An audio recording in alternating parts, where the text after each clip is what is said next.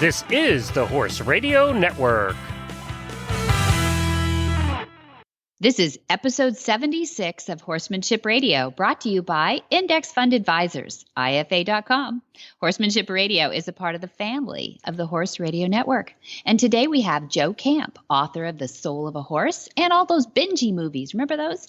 And we have Julie Driver, a Pilates for Riders instructor.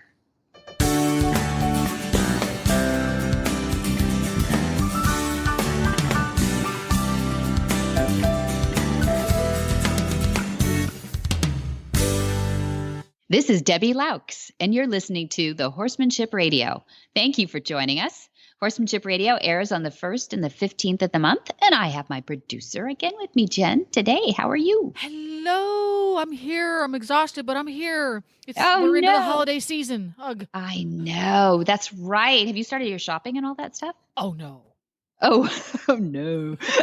So we won't talk about that. But I bet you're exhausted too. But, I've been working hard to get ready for this radiothon, and I just have one little hour of the whole thing. How monstrous is this project for you guys? It's pretty monstrous. This is the second year that we're doing it, the holiday radiothon, which happens on Cyber Monday, which is the Monday after Thanksgiving, and this year's November 28th.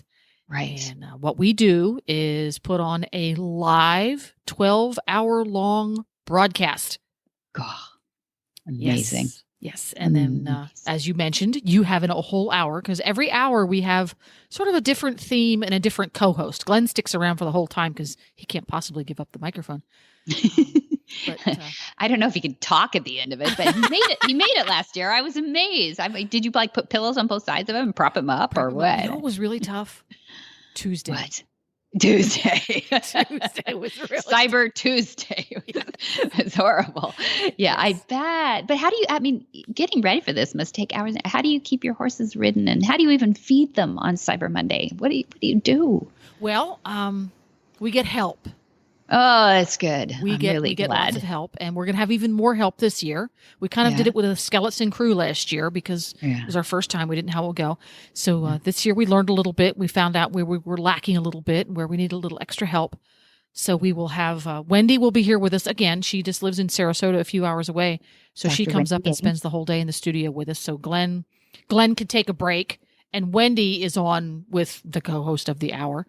So he can take a break once in a while. And I will also have an assistant this year. Good.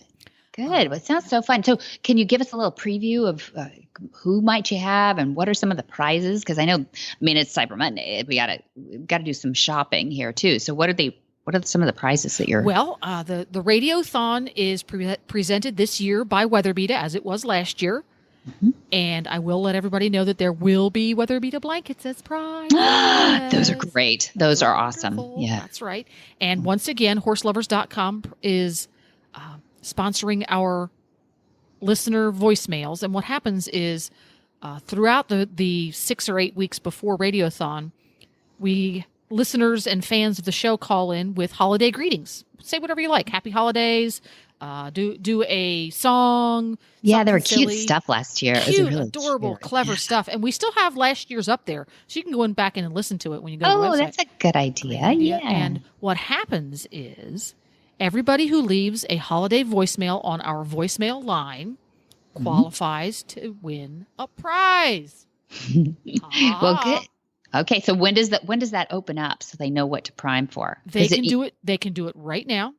Oh, whoa, guys, get in there. You could can they do more than one entry? You can enter several times if you like. Okay. Yeah, I'm figuring out angles here. Yeah, the voicemail line is 859-474-0261.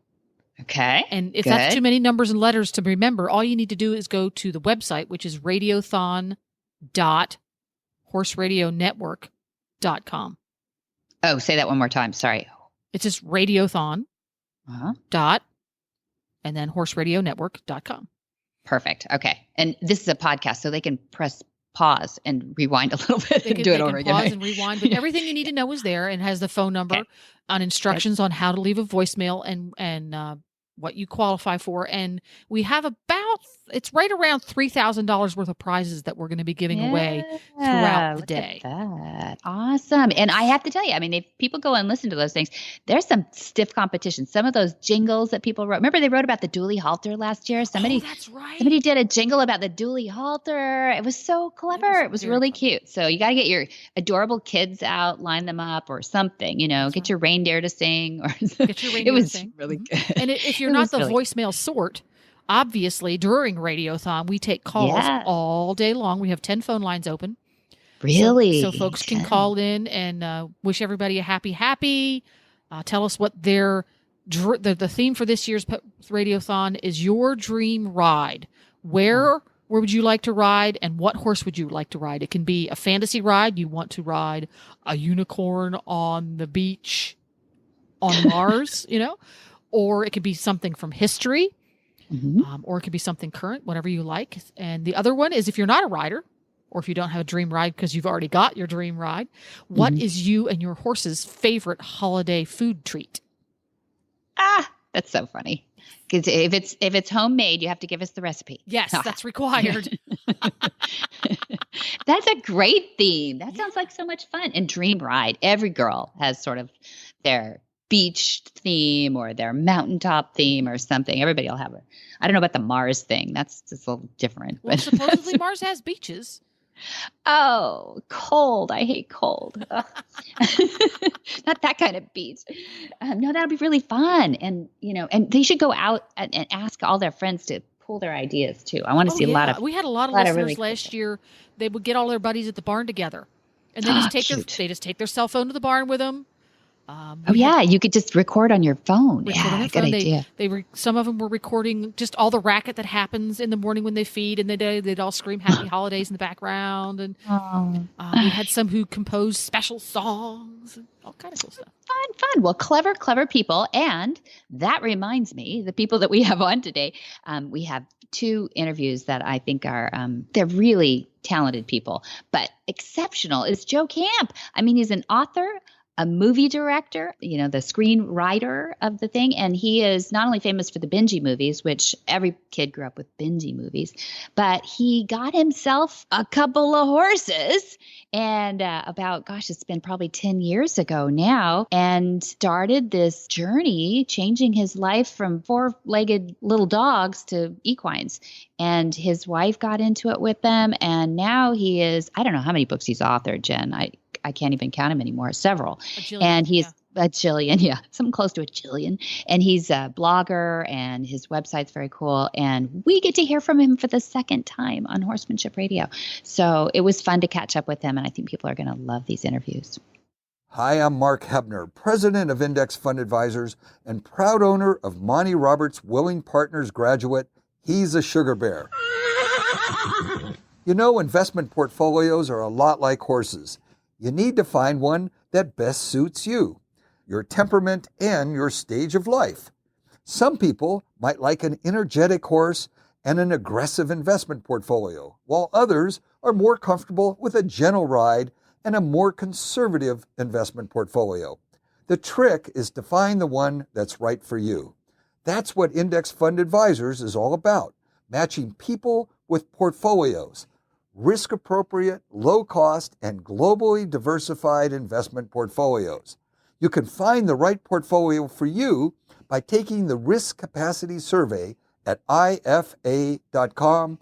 That's IFA as an Index Fund Advisors. Or you can call us toll-free at 888-643-3133. That's 888-643-3133. 3133. Well, welcome, Joe Camp from Bell Buckle, Tennessee. Glad to have you back on Horsemanship Radio.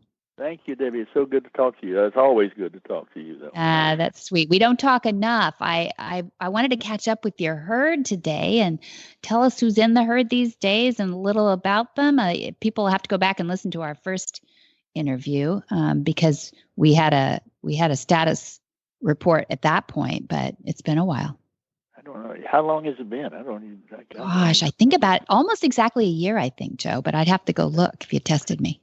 Well, the herd is made up of the same 8 names. 2 of them are Mustangs, And, well, actually, 3 of them are Mustangs. One is a baby that was conceived in the wild and born here, who is now 4.5 years old. Wow. And she is, I still have to call her baby from time to time because she is my baby. I've always wanted a horse that I knew everything about. Yeah. Because most of ours, we didn't. They had a history before they came to us, and we don't know, both from a dietary standpoint and from a lifestyle standpoint, a training standpoint, exactly what had gone on in their lives. Mm-hmm. And Skeeter, who is now, he'll be 30 in is that January, right? I think. Goodness sakes. And he's 29, and he was a team roper in his former life, and probably never lived out of a stall, to the best information we can get. And when we put him out, we were still in California when we put him out with the herd on that steep, dusty hill behind our house. Lovely paddock paradise kind of thing that you did for their feet. And feeding. He stood there for about 2 days just with his mouth hanging open, saying, "Wow, what do I do?" I mean, it took a while for his genetics to bubble up, but he's finally a horse now, and he's got 3 under him, actually. So because he started at the bottom. Yes. And over time, he managed to. He's over Mouse. Mm-hmm. And Mouse was at the bottom for a while, and Zeke came in, and Mouse was very quick. Mouse and Stormy both. Stormy's the baby Mustang. Yeah. Both jumped on that opportunity to not be on the bottom. And Mouse she got a hold of Stormy before Stormy got a hold of her. So Stormy knew what happened.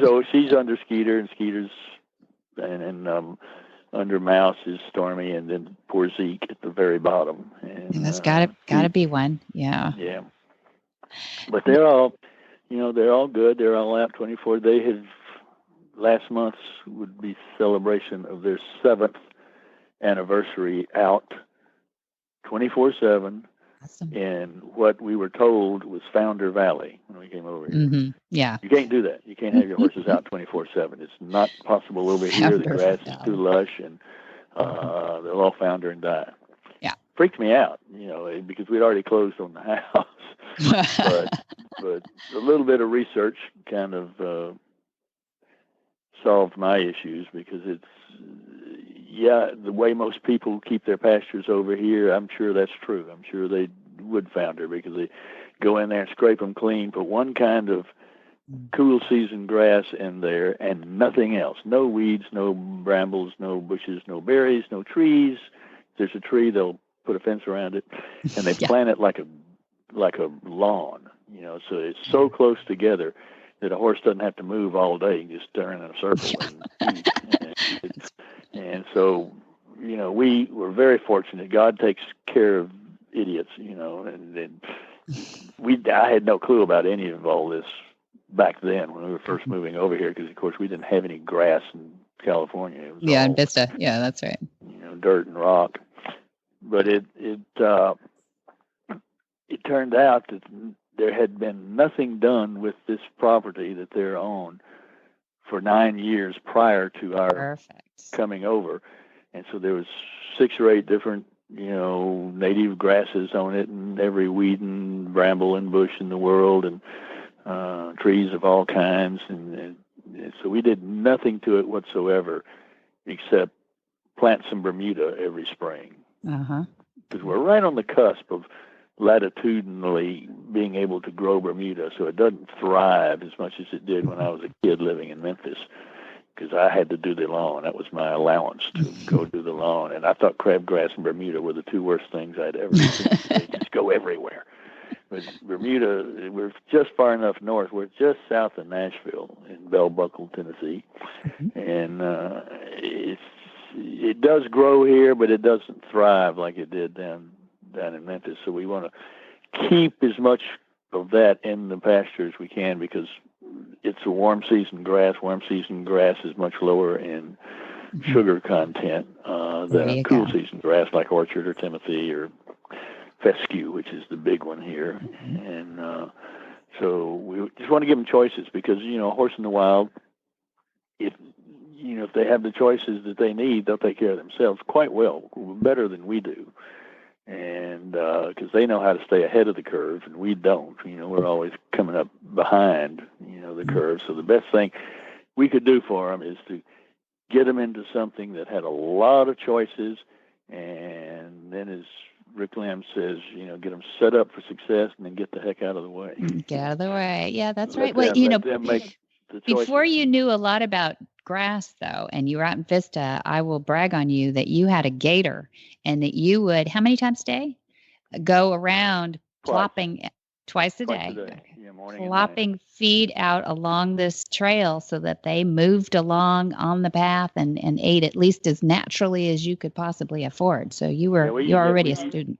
We used 3 different kinds of hay to keep that circle going, and it was straight up and down. I don't think you ever saw it in person. But only photos, It was, really, it was so steep that it was scary to us in the beginning because we knew nothing when we started, and every horse I'd ever seen been on a flat pasture somewhere. And before I got into wild horses and realizing how they evolved and what their natural lifestyle is, hills like that and boulders and places that horses can get hurt was just kind of naturally made me afraid. Mm-hmm. But that's really the kind of territory that they should be on. And so we would take a little bit of orchard, a little bit of alfalfa and a little more orchard, and then a lot of Bermuda, and go all the way around this thing and put this hay out in 100 or 120 piles all the way around this. It's only an acre and a half,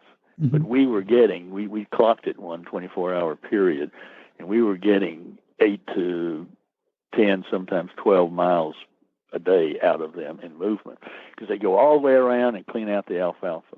Then they go all the way around again and clean out the orchard. Then they go all the way around again, start on the Bermuda, and take their time now because they weren't in a hurry anymore because there wasn't any more orchard to go get. The good stuff is gone. Yeah. Was that your intent to actually get them? I didn't know that they would choose that way. They wouldn't just go from pile to pile. They would actually go around. That's great. Somebody did a test one time on this, and I wish I had gotten a copy of it, but alfalfa always appears to be like candy to them, and it's pretty high in protein. Yeah. And you don't want to feed 100% alfalfa. A lot of people out in the West do. Yes, it's but true. It's too much calcium and something else, magnesium, something. But the Cal State, University of California in Davis. That school? Yeah, Davis. Uh-huh. Did a study on this one time, and every one of the, I think they call them enteroliths, stones that they took out of a horse was in a horse that was eating either substantially all or completely all alfalfa. There you go. And it's just too unbalanced in the calcium to do that. But a little bit is good because it does have some protein in it. But anyway, they like it. But somebody did this test one time where he actually put out full complement of a regular grass hay, like, I don't know, Bermuda or orchard or something. I don't remember what the hay was that he put out, and as much alfalfa. In other words, they could cover their entire diet either way. And the first several days or week or two, they were taking out all the alfalfa and just barely touching the other one. And as over time, and I don't remember what the time period was either, but 6 or 8 weeks probably, they started cutting back. They started balancing themselves. Before it was all over with, their alfalfa was down to 20%. Amazing. And they do that. When they are in control, their bodies tell them what they need to balance themselves. And if they are having some kind of a liver issue, they go looking for a thistle, and will sit and eat it. I've watched one sit there and eat the flower of a thistle, which is just as thorny as you can be, and they just chop it down, and there it goes. But yeah, we take those. So anyway, in our tablet guys have been have been fine. They because they are getting a real wide balance over here. And a lot of people ask if we still do the Paddock Paradise thing, and not as such, but we do continue to use Bermuda hay in the summertime. Okay. About a bale a day, half a bale in the morning, half a bale at night, and little bitty piles stretched out as far as we can, because it gives them another choice for a warm season grass that's low in sugar. And it also helps with the movement, because they play musical hay piles, right. as long as the hay lasts, pushing that. Each other out. And so they get extra movement there. And we like to run it up the hill, because both of our pastures here are pretty much like in California, except they have grass on them, but they're really steep. You get some and exercise. They'll go up the hill straight, but when they come back down, they slalom. I love it. Back and forth. So they get about 4 times the movement coming down as they would if they were on a flat surface. Mm-hmm. Yeah, good stuff. So do you supplement too, Joe? I mean, do you? Yeah, we do some. The soils over here are really low. The soils everywhere are low in mineral content of various and sundry kinds, but the soils over here are especially low. In fact, they are depleted of selenium, copper, and zinc. Mm. So we give them a full complement of 70+ minerals. It's called blooming minerals. They get a little bit in their feed, and then there's a free choice bucket out there. And then we have a free choice bucket of Dr. Dan's Red Cow, which is a sea salt, a unprocessed sea salt that has a few trace minerals in it. And we use Omega Fields products, treats in particular, because they have a new low sugar, low starch treat that has very, very low NSC rating, and there's nothing sweet in it. There's no molasses, there's no grain, there's nothing that can turn to sugar when it goes in the body. And it's the first time in history, we know, against Monty's preachings, we train with treats, and we don't have the dexterity and timing. Yeah, he's good. He has. So and I'm lazy anyway, but so I've always been guilty, because you can't pick up a bag of treats and look at the label sometime.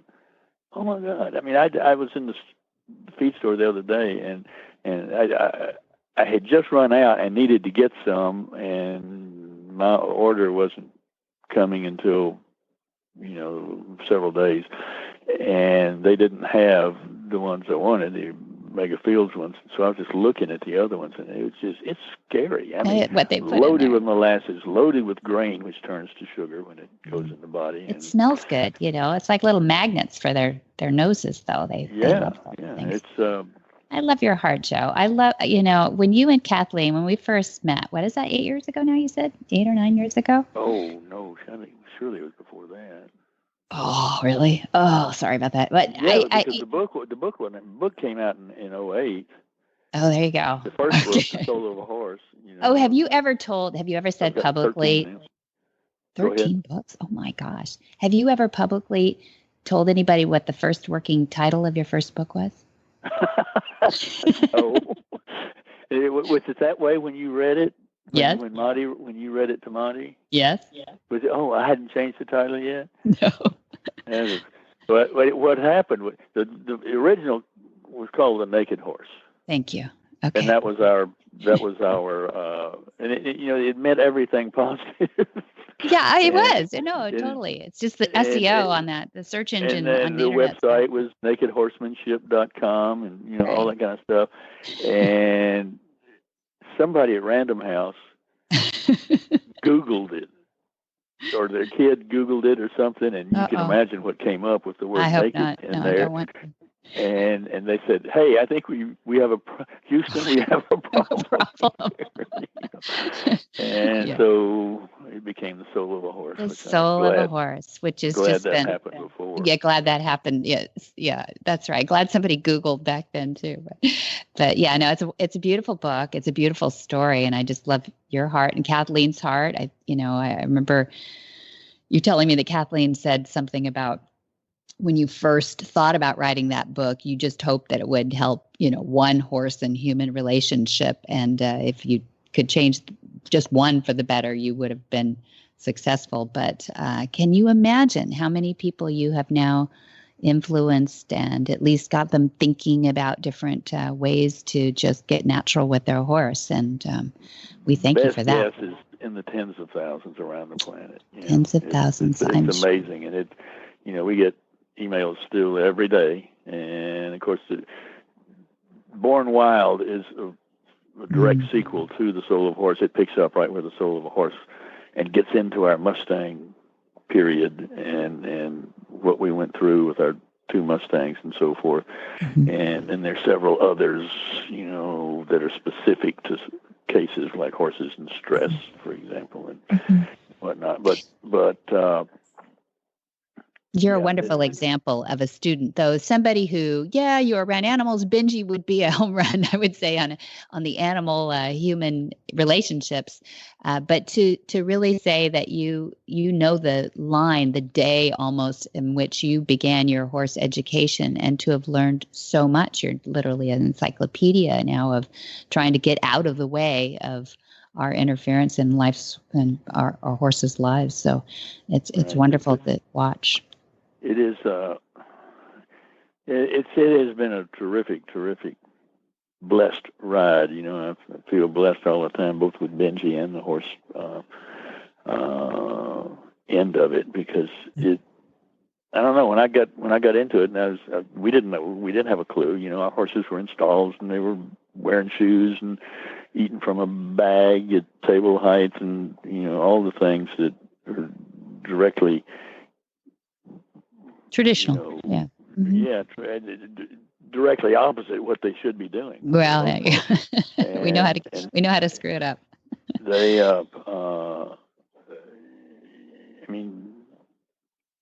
some people have to do it sometimes, but when you put a horse in a stall, just the fact of putting a horse in a stall, somebody ran a test on that. How much movement does a horse in a stall get in a day? And it was 800 steps, as opposed to the 12 to 20 miles a day a horse will move when he's out in the wild, munching and foraging and looking for water and running from predators and all of that sort of stuff. And that's why movement is so important, because through the evolution of the horse, everything in his body depends on that movement. His skeletal, but his digestive system, everything depends on getting that movement all the time, and it depends on eating 18 to 20 hours a day, not having meals. And we have our supplement, but our foundation for supplement is a product called Triple Crown chopped grass forage, I think is what they call it. And that's all. It's orchard and timothy chopped up in a bag, and that's it. And we use that because it's grass, and that's what a horse will be eating in the wild. Is 80 to 90% of the time he will be eating grass, little bits at a time, munching, and their digestive systems, their acid and runs 24/7. Ours doesn't. Ours turns on and off dependent upon whether food's in the vicinity. Yeah.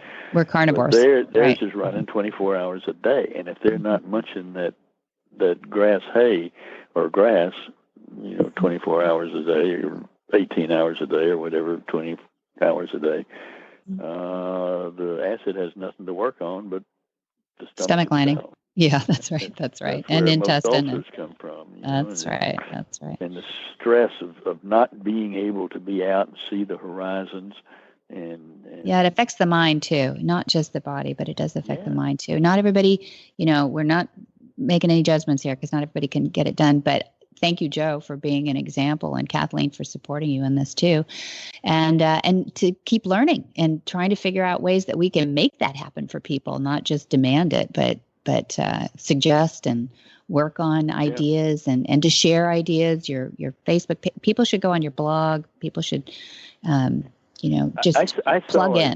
I saw a paddock paradise one time. It was on a piece of land about the size of a moderate barn footprint. That was, like 100 by 150 maybe max, and it was a maze. Where it just go down one side and back the other, and back and forth and back and forth and back and forth. And there was about 10 or 15. It was like did the calculation. It was like 7 football fields long. Is how much you can get in there. How much ground the horse would cover. Yeah, that's great. If he went from one end of the maze to the other. And then, of course, feed is the hay is what really determines the movement, not just putting him in a environment. A track. But by stretching that hay out all the way through, the horses are doing the same thing they're doing out here in our pasture. They're playing musical hay piles all day, and it's and so there are ways and means to make the horse's life better. And that's awesome. And that page where I think you actually pulled that quote from on our website is on a page called Happier, Healthier Horses Around the World, or something like that. And it's stories that people have sent us about, well, I just didn't think I could do anything. My horse was in a stall, or is this, or is that, or something else. And then I got to working on it, got to thinking about it, and said, I am going to make a change. I'm going to do something. And they did. And some of the weirdest and strangest things that they've been able to accomplish to give their horses, a better life and a healthier First choice is desire. That's it. Yeah. And you've done that for us. Yep, motivation. Well, thank you, Joe. Thanks for joining us again. I'd love to have you back. Just anytime. And okay, you promised. Call anyway, and we'll catch up. I would love it. And say hi to Kathleen for me and all the horses. I will do it. Give Mouse a hug. She already said hi. Okay. And because she knew we were going to talk, and Mouse is, you wouldn't believe Mouse right now. Good Lord, she is so big. People have to go back and hear our first episode where we talked a little bit about how you acquired Mouse, and Kathleen saying, "A baby." Oh. Yeah. and she was. I was told both, at Monty's and out at in Iowa that she was, about 1, but based on when those 2-year-old teeth come in, she was about 7 months. Mm-hmm. And I believe it because I was taller than, I could hold my hand out and it'd go right across her ears. Mm-hmm. And I can now walk under her with my hat on and not touch. Wow. She's beautiful, too. Huge. Just gorgeous. She found a good home. Thank you, Joe and Kathleen. All right, Joe. Thanks again for joining us. Got to run. Thank you for having me, and call again. I will. Love you guys. Bye. Bye.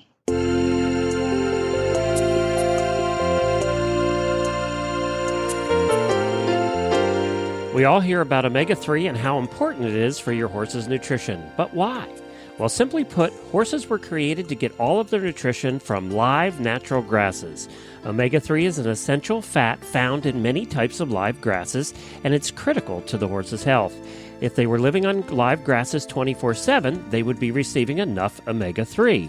But in today's world, most horses are fed commercial feed and forage as their primary nutrition, and most of these are lacking in omega-3. That's where Omega Fields comes in. All of Omega Fields' flax-based products provide a balanced, essential profile of omega-3, 6, 9, and may be helpful in alleviating problems related to skin, coat, hoof, joint, and sand colic. One of Omega Fields' terrific products is Omega Horseshine. Omega Horseshine is an omega-3 stabilized ground flaxseed supplement for horses to help maintain a shiny, healthy coat, strong, solid hooves, and top performance for horses in all life stages. Omega Fields provides the best human-grade, non-GMO ground flax that can help horses with dry, scaly, itchy skin, joint pain and inflammation, poor hoof growth, allergies, and more.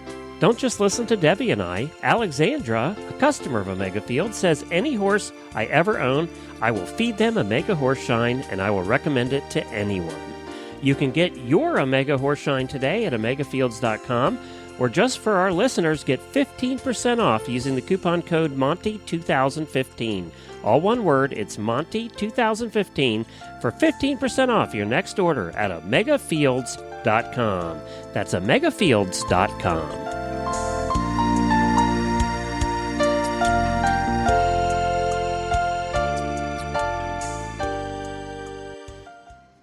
Julie Driver's life's events keep pulling her back to horses. She's a Pilates instructor, a blogger, and a mother of 2 who's always loved horses.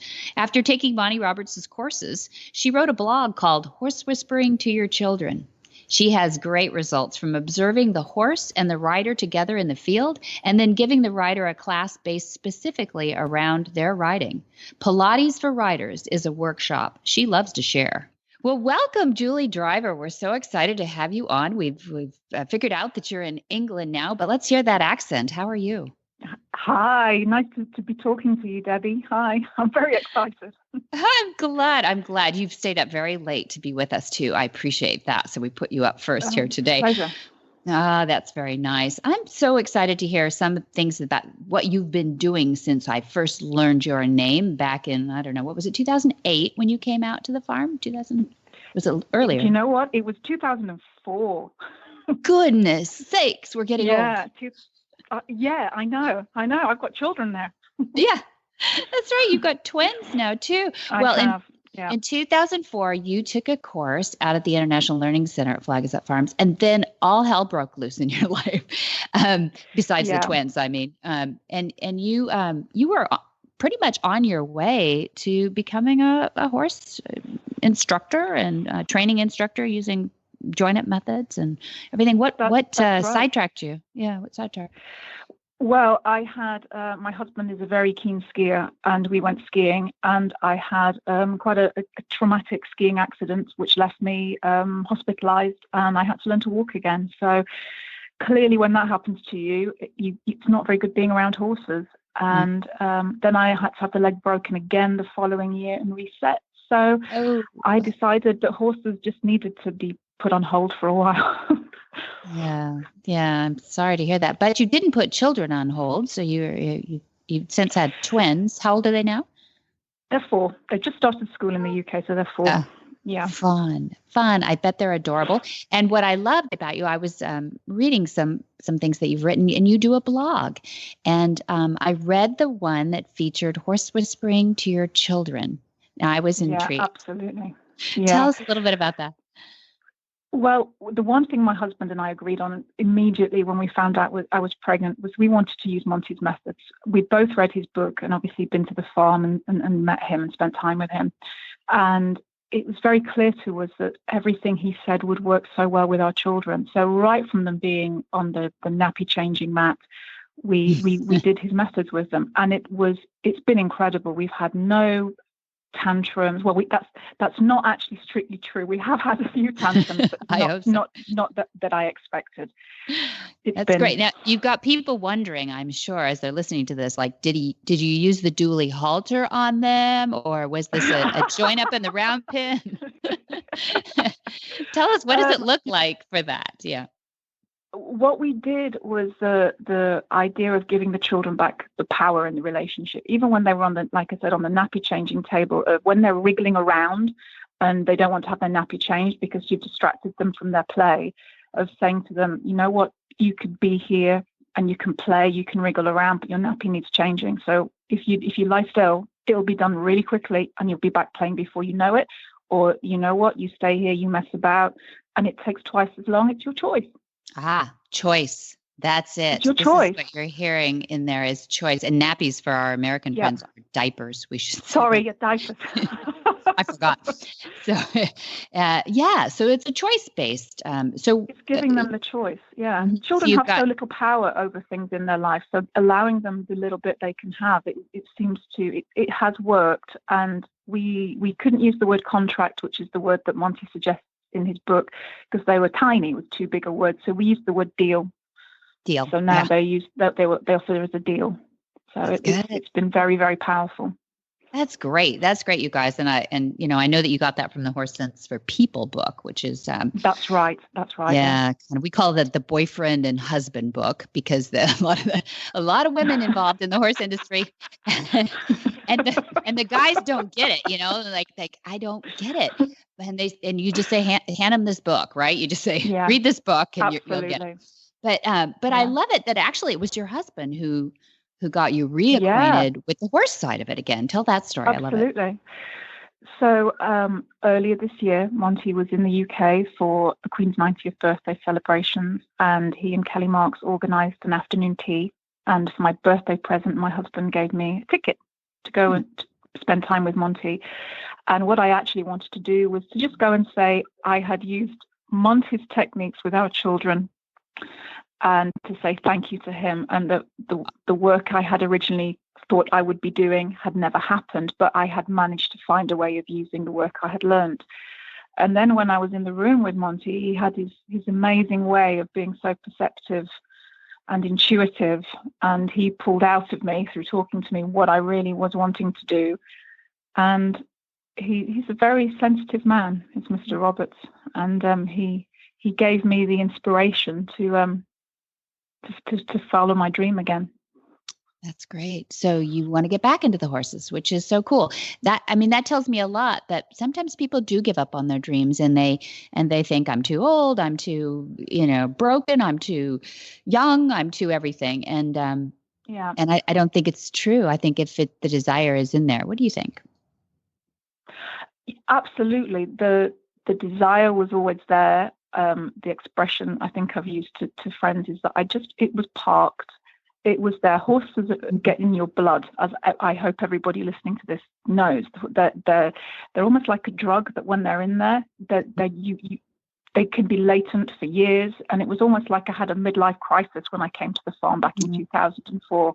I suddenly needed to be around horses, and it kind of reemerged like that. This sudden desire of, I need to follow this path. There's something here that works, and I believe in it, and I'm just going to do it and see what happens.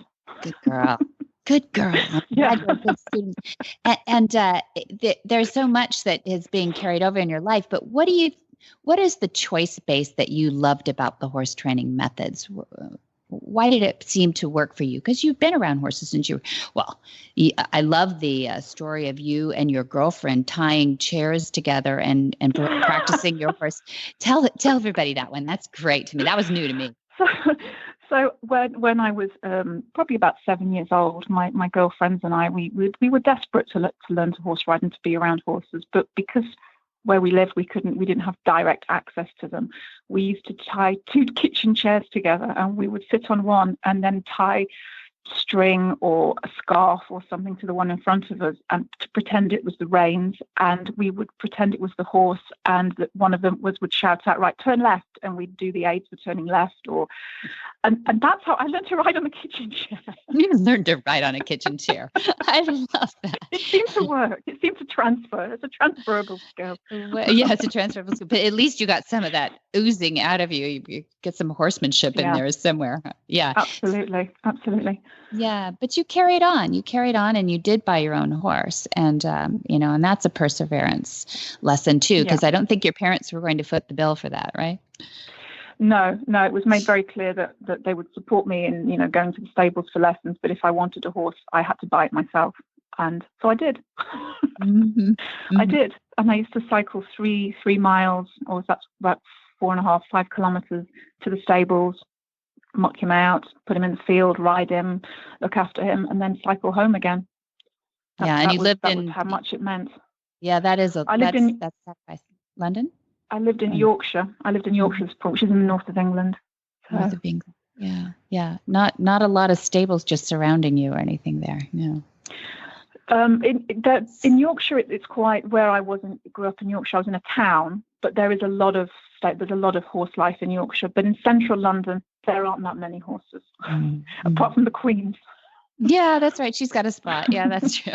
It is cute to go up and down the streets of London, though, and occasionally turn down a little alleyway and see a horse head popping out of a stable that they still do. Yeah, they still do. More so than like Los Angeles that we have here or anything else. Sure. Yeah. So what are your plans going forth from here? What are your plans for educating yourself? Are you going to continue the blog that I've been reading? And what's your sense?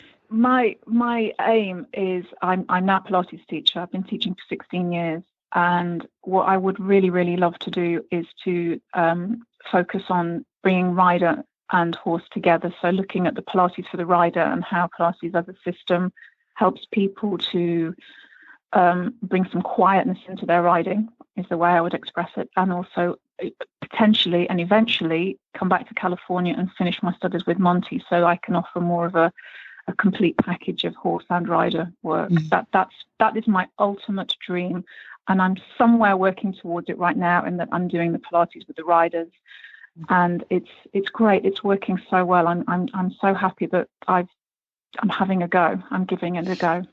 Yeah. So tell us, you have a 90-minute workshop that's designed to as a starting point for teaching riders. Yeah. Tell us about that. That's correct. It's after I saw Monty at the afternoon tea, I received an email the very next day asking if I would like to present a workshop of my own choice at a conference. And it was as if the stars had aligned, and suddenly I was being given the opportunity that I'd been looking for. So I devised it's a 90-minute workshop aimed at giving teachers who actually are riders or who teach riders a window onto the world of horses and riding, and how there are certain exercises that really do help facilitate the rider in the saddle with the horse. And I've had some really great feedback, and it does seem to be Pilates works for all sports, it works for all activities, but there are certain parts of it that resonate so well, I think, with horse riding, and because there are two bodies involved, and it's quite exciting watching people ride and then getting them into the Pilates studio and working with them, and then learning about how that work has then been transferred back into the saddle at a later date. It's really exciting. So it's not just strength training. There's some sort of core coordination that's going on there with Pilates. Yeah, absolutely. Well, the original name for Pilates was Contrology, and then when Joseph Pilates died, it became known as Pilates. But what we look at it's not just about movement; it's also about stillness and how we use ourselves, how we use our body to communicate with the horse. So when I look at riders, I almost want to see them not doing anything. That it looks like they're not doing anything. And the beauty of Pilates is it teaches you how to be stable when you need to be stable, and how to be able to move effectively when you need to move, and which bits need to be still and which bits need to be moving. So if you are in the saddle, you can, when you need to just be there with the horse riding, and you don't need to do any aids, you're not jiggling about, you're not wiggling about, you have the strength and the stamina to be in the saddle quietly. And then when you do make the unnecessary aids that you need, it's very clear to the horse that is an aid. That's not just a shifting of weight in the saddle, or somebody having a wriggle or scratching their arm or their nose. That's fantastic. I love how you say that there are two partners out there in the arena, and that the horse is doing their part, and that we need to try to do ours as well. Have you found your riding improving with this Pilates approach? Sadly, at the moment, I'm not actually allowed to ride. I have, for my skiing accident, I have a protruding metal plate, which my orthopedic surgeon has said, if I take a knock to that, or I fall, or anything happens, or if I get kicked, it would be pretty nasty. So I have surgery scheduled for January.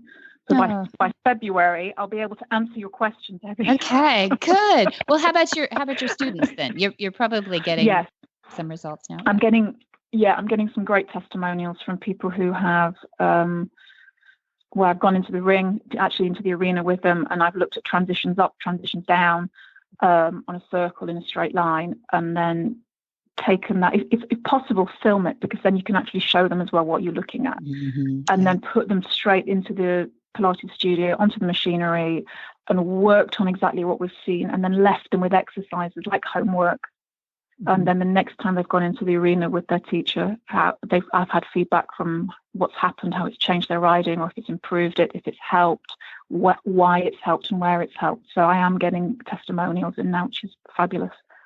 That's great. So is your studio right next to the arena? So you say field work, and you're talking about being so close in proximity. Does that help? The memory? Yeah, I'm very lucky that I have, where I used to live in Yorkshire, there is a lady there who has a beautiful arena and then a Pilates studio next to it.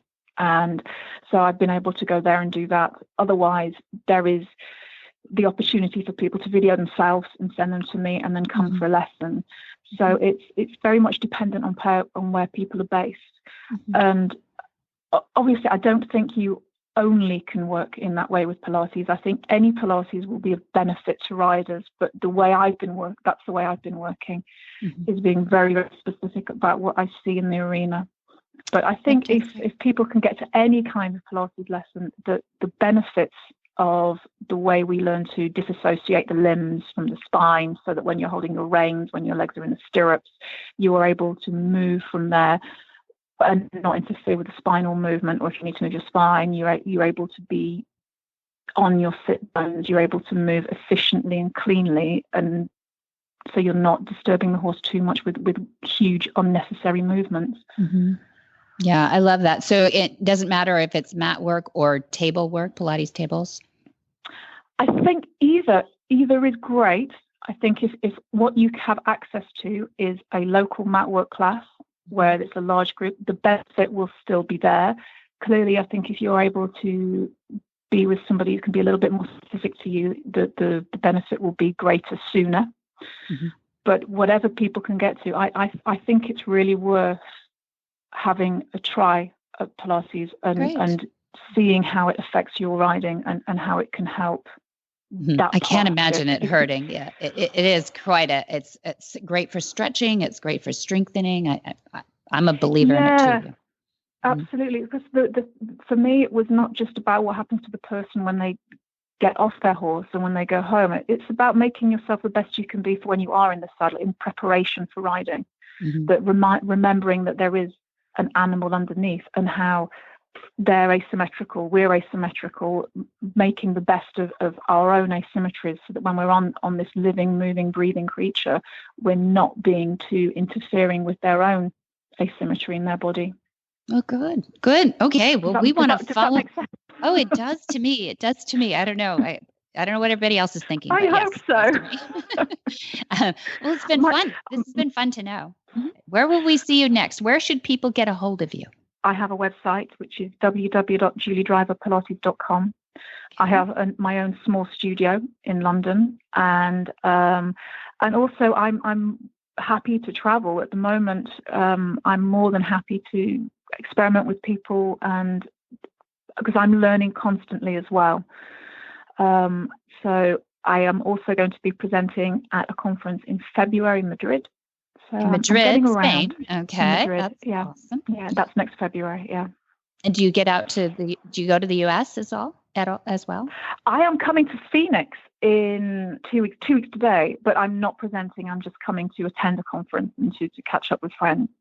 Fantastic. And I'm hoping next year to be down and come and see you at Slaggy's Up Farm as well. I really want to come back and say hello to everybody. Oh, I hope you do. Julie. Well, it was really fun to have you. I appreciate it. And we'll stay in touch and we'll have you up on the website. Yep. Great. Thank you so much, Debbie. Thanks for joining us on Horsemanship Radio. Thank you. Bye-bye. Whisper the language of the herd. Listen, you don't have to say a word. It's time for Jamie Jennings to fetch an email from Monty Roberts' inbox and share a morsel of Monty's wisdom in a little segment we like to call Ask Monty. Leave this world a better place than mine. The magic in the language of the herd. Dear Monty, I have a horse that is one-sided. He is perfectly fine to handle on one side, but I can do nothing with him on the other. What do I do? Monty's answer. This one-sidedness can result from either of two opposite causes. It could be that the horse has been handled virtually entirely on the good side, ignoring the opposite side, or it could be that the horse has been abused on the bad side. No matter which is the case, the process to correct it is virtually the same. I suggest that you do use join up. I recommend 3 or 4 sessions on consecutive days or until your horse is relaxed, following you and perfectly comfortable being with you. Having accomplished a good join up or even 2, I would add to that 2 or 3 sessions with the dually halter. I would then begin to work on the bad side with an artificial arm. The artificial arm will allow you to work effectively with your adrenaline down. Gradually gain the trust of your horse, and this problem will go away. I make an artificial arm often using a hard wood cane with the figure 7 variety. That means that there is almost no crook in the handle. I wrap it in a sponge and tape the sponge in place, and with the whole cane covered in sponge, a glove can be placed over the figure 7. You can stuff the glove with bits of cloth to fill it out and make it hand-like. The top of the 7 goes in the thumb, making the fingers soft and the thumb stiff. Having taped the glove in place, I recommend that one put a sleeve from an old sweatshirt or some such piece of clothing over the handle of the cane. Most canes are a bit short, so I extend them by tightly wiring on a couple of feet of discarded wooden rake handle. This instrument will enable you to keep out of the danger zone while working to rub, scratch, or even lift a hind leg using the figure 7 cane, allowing you to relax in the certain knowledge that you are safe. Once the horse allows the artificial arm to rub him all over on the bad side, then the handler can add to the degree of difficulty. A tiny little plastic bag will seem like a lethal weapon to a horse such as you have described. A good job of working with this small plastic bag will soon set up your horse so that you can have half a dozen big plastic bags on the artificial arm and rub him generously with them.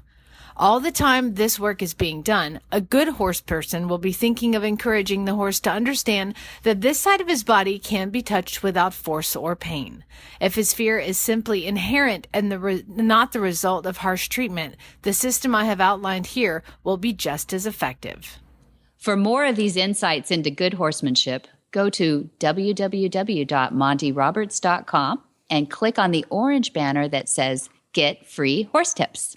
Hi, I'm Monty Roberts, and I'm dedicated to training horses without pain. You can learn to do it too on my Equus Online University. Western, English, the beginner, or the advanced rider, it doesn't matter. You can connect with other students online too, on our forum, and there's a new lesson every week. It's a lifetime of learning for you on my Equus Online University at montyroberts.com. What in the wide, wide world of sports is going on here?